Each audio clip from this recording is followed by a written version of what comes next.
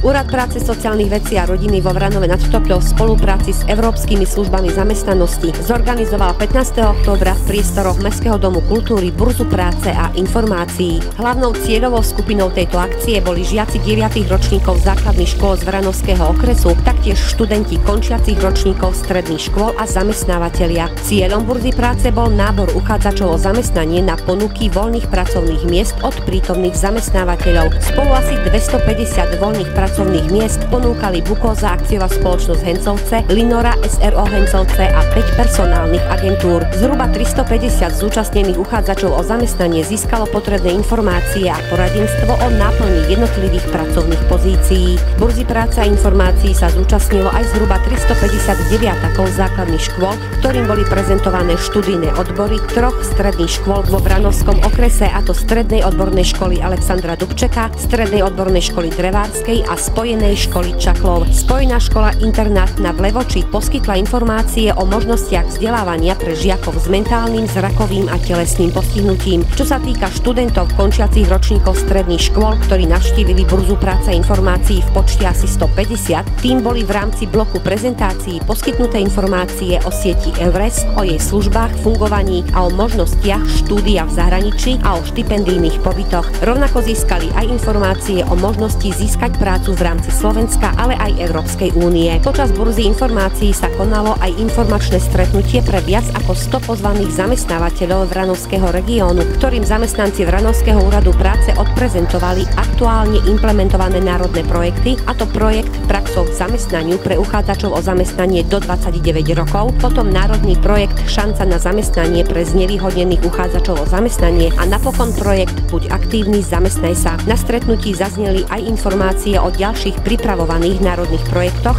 ktoré by sa mali začať realizovať už v najbližšom období. Ide o národné projekty Absolventská prax štartuje zamestnanie, Úspešne na trhu práce, Chceme byť aktívni na trhu práce a napokon Cesta z kruhu nezamestnanosti. Burza práce a informácií tak vytvorila priestor veľkému počtu zúčastnených, aby si na jednom mieste našli ľahko, rýchlo a bezplatne potrebné a užitočné informácie a uchádzači o zamestnanie aj novú prácu.